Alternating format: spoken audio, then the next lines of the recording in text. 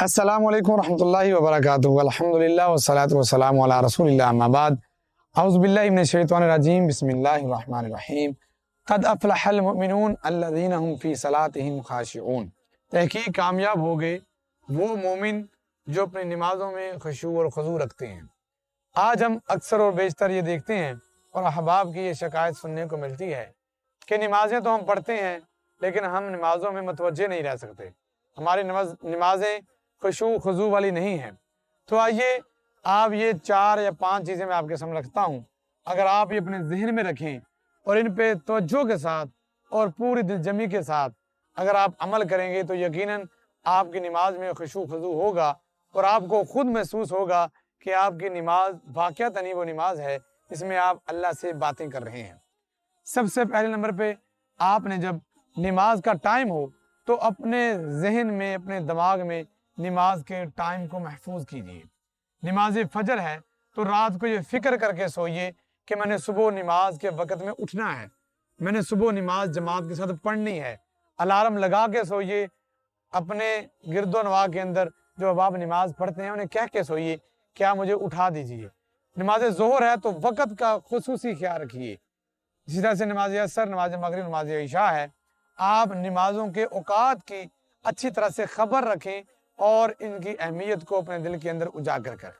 Number 2, नमाज पढ़ने से पहले आपने वुज़ू करना होता है तो वुज़ू को मुकम्मल ध्यान और तवज्जो के साथ करें, क्योंकि अगर आपके वुज़ू में आपकी तवज्जो नहीं है, आपका वुज़ू मुकम्मल नहीं है या आपने ध्यान से नहीं किया, कोई कमी कोताही रह गई तो यकीनन आपकी नमाज में भी कमी और कोताही रहेगी, आपकी नमाज भी असली नमाज नहीं हो सकती। नंबर 3, जब आपने नमाज के लिए जाना है तो कोशिश ये करनी है कि अजान के होते ही फौरन से काम छोड़ दें और नमाज की तैयारी करें और मस्जिद में पहुंच जाएं। हम ये करते हैं कि बैठे रहते हैं, इंतज़ार में रहते हैं। फॉर एग्जांपल अगर नमाज असर है वो 4:15 पे हो रही है तो हम 4 बजे नहीं उठेंगे, हम 4:15 पे उठेंगे। हम कोशिश करेंगे भी 15 मिनट पड़े हुए हैं, अभी तो 2 मिनट रहते हैं, 5 मिनट रहते हैं।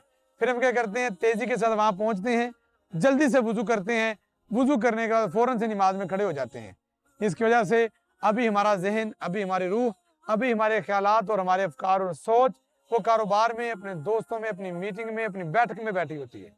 तो अपने आप को तैयार करके जैसे ही अजान हो फ़ौरन अपने तमाम काम वाइंड अप कीजिए, छोड़िए और मस्जिद की तरफ चल पड़िए, मस्जिद में पहुँच जाइए।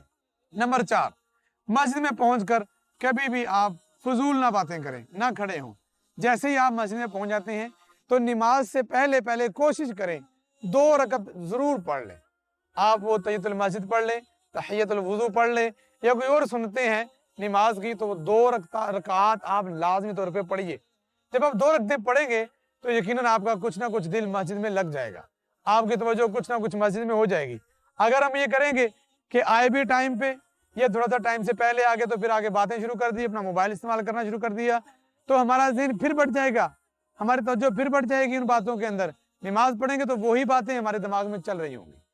नंबर 5, आज हम नमाज पढ़ते हैं तो नमाज पढ़ते हुए थोड़ी सी अपनी आवाज़ को ऐसे बुलंद रखें कि अपने होंठों से अल्फाज अदा भी हो रहे हो, आपकी ज़ुबान भी हरकत कर रही हो, या कम अज़ कम ऐसी आवाज़ आपकी ज़ुबान से, आपके मुँह से आनी चाहिए जो आप अपने आप को सुना रहे हैं।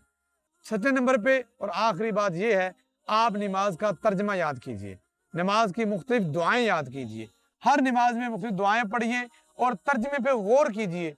गौर करने के साथ साथ जब आप नमाज को अदा करेंगे अपने होंठों को हिलाकर वक़्त में मस्जिद में आकर वक़्त में नमाज से पहले 2 रकात पढ़ के पूरी तसल्ली के साथ, पूरी दिलजमी के साथ वुज़ू करके जब आप ऐसे नमाज पढ़ेंगे, नमाज की अहमियत, नमाज के वक़्त को अपने जहन में रख के इंशाअल्लाह ताला आपकी नमाज में तवज्जो रहेगी, आपकी नमाज में खुशू खुज़ू आएगा और वो नमाज आपके गुनाहों का कफ़ारा होगी और आपको आइंदा आने वाले बुरे कामों से बचाने वाली होगी। अल्लाह मुझे और आपको इन बातों पे तवज्जो के साथ अमल करने की तौफीक अता फरमाए। आमीन सुम्मा आमीन।